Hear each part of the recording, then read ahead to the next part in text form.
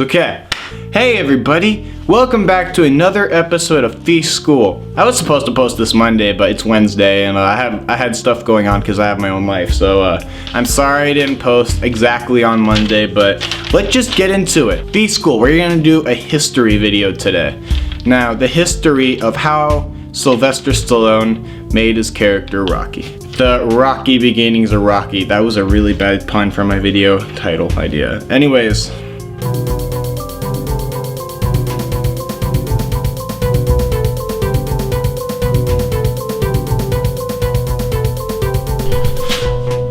Welcome back to another episode of Luke Talks, bros.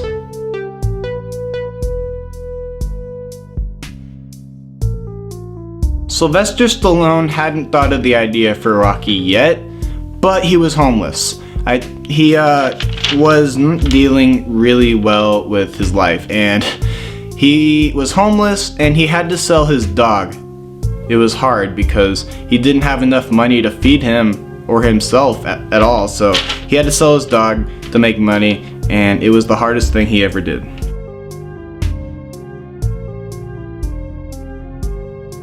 He saw a boxing match. I think it was Philadelphia. He was growing up in Philadelphia, and well, he was homeless, and then he saw a boxing match, and it inspired him to think of the character for Rocky, and that's where Rocky was born.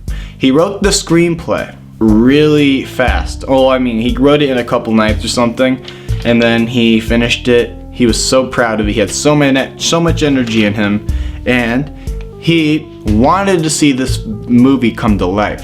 He had a vision. So what'd he do?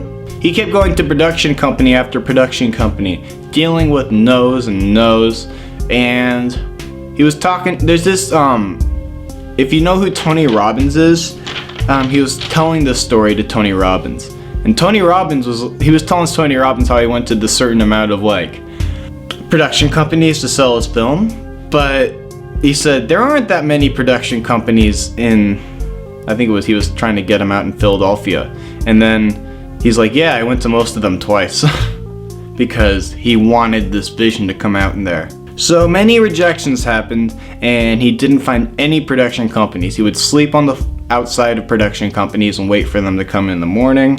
He would do everything he can to make this vision come a reality, but he kept dealing with failures. And then finally, after many rejections, he found a production company that wanted this film to become a reality. And then he said, I want to star in the film. Oh shit, I tripped. Okay, he said, I want to star in the film, and the production company said, well, we need star talent, and you're not really that famous. And so he said, okay, I'm just gonna walk out. They offered him about $100,000, and he still walked out. Remember, he's homeless. He doesn't have anything, and he walked out on a $100,000 deal because he wasn't able to star in it.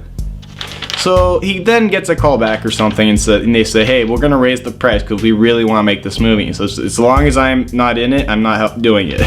And so finally, they made a compromise.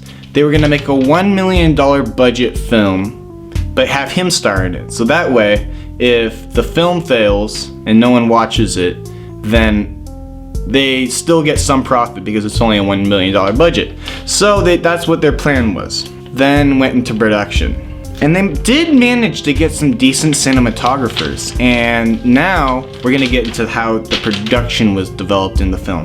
There was this Steadicam I learned in this film class, actually. One of the first Steadicams that was and it was popularized through filmmaking was in Rocky. So there was this one scene where he's walking from the bar to a pet shop, and that was one of the first Steadicams popularized. So it's basically when you take a camera and have it follow a character while he walks. And that's what they did with Rocky, and that was one of the first Steadicams, and that's a fun fact. They had some great cinematographers for this film. You know that scene where he runs up the stairs? Da-da-da! And he runs up the stairs, and then he starts jumping up and down because he makes it. if you look really closely, that second shot is in reverse. That's because when the director first filmed it, he zoomed in on Rocky. But then he thought maybe we should zoom out so it looks like he shows the horizon better. And that's what they did, but it had to be in reverse because they already filmed it zooming in. So here's a clip. Okay, have fun getting that out of your head. And then the movie was finished. Well, I mean, they did a lot of work for that movie. But then once the movie was finished, like $225 million instead of their predicted low budget box office rate. They gave so much money, he was able to make sequels, and that is how Rocky became a reality. And yeah, Rocky is a good film, especially the first one. Okay, bye.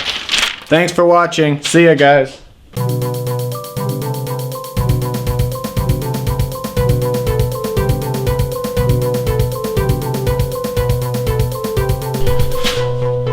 Welcome back to another episode of Luke Talks, bros.